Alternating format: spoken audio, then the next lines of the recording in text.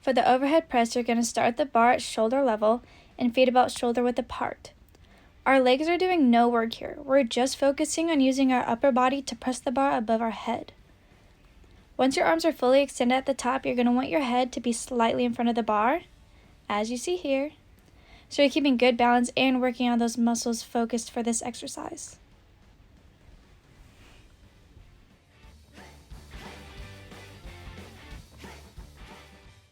Two things to worry about when you're doing this exercise is to keep your weight in your heels. You don't want to go onto your toes, and to also make sure the bar weight is evenly distributed between both arms.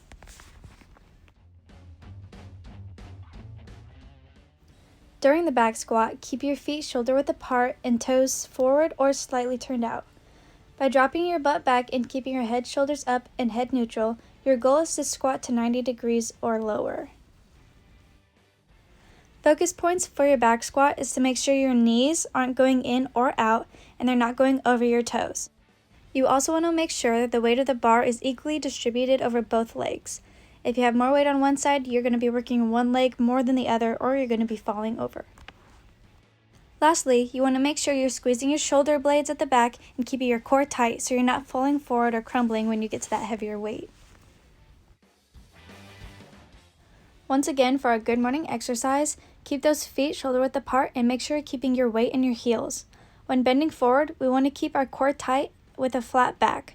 Our hips are going to push back as we lean forward so our weight stays evenly distributed over our feet. An important thing to remember during this workout is to keep a slight bend in your knees when you bend forward. One more thing to prevent injury from our backs is to make sure we're squeezing our shoulder blades tight together, especially when we get to heavier weight.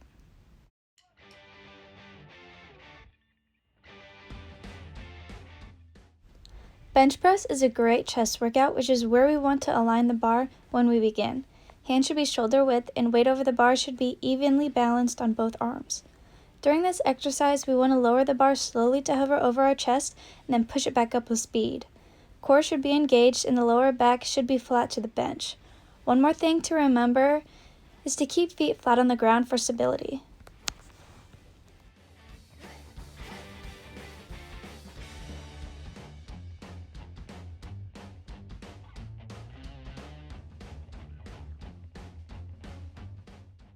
Push-ups have the same position as a straight arm plank. The only thing that changes is the movement of our arms. So your body should hold the same position throughout the whole push-up. Arms should be in line with our shoulders, head neutral, and elbows in as we lower down and rise up. With our core engaged, we should keep a flat back. It's easy to get lazy and let our backs arch, but that causes for lower back problems, so keeping a tight core is the most important thing during this exercise. During our lat pull downs, just like any other exercise, we want to focus on keeping our core tight. Grab the bar with hands slightly wider than shoulder width and squeeze your lats to pull the bar down to chest level, then slowly let it rise back up.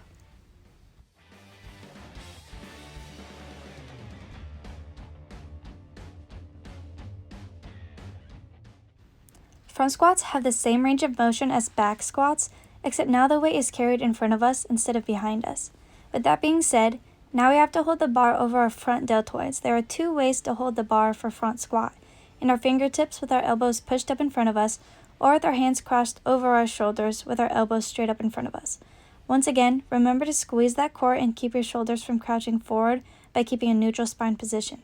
Feet should be shoulder width apart and knees should stay behind the toes to prevent knee injury. Once you begin lifting heavier weights during your front squat, I recommend putting the bar in your fingertips and keeping those elbows forward, aside from crossing your arms over your shoulders.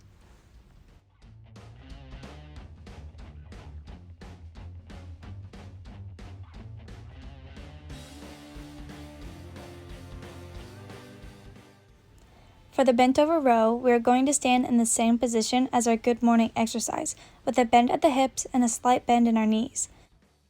For this exercise, keep your feet at hip width. As always, core should be engaged and back in a neutral spine position. With dumbbells in hand, lift your elbows back into the ceiling, squeezing your shoulder blades together at the top. Hold for one count and then lower them back down. This exercise is focused on using those back muscles, so if you're feeling it more in your arms, take a second, Then get back into position, this time focusing on lifting those elbows by squeezing your shoulder blades together. Deadlifts really focus on the same muscles as our squat. Keep feet hip-width apart. When we bend down to grab the bar, arms should stay outside of the knees. Back stays in a neutral spine position and core stays tight. While lifting the bar up to your hips, make sure the bar glides up your legs as if you're putting pants on. The bar shouldn't flow away from your legs. The same thing should happen on the way down. Your glutes will drop during this exercise, but do not drop past 90 degrees. Keep in mind to squeeze your shoulder blades together, especially when lifting heavier weight.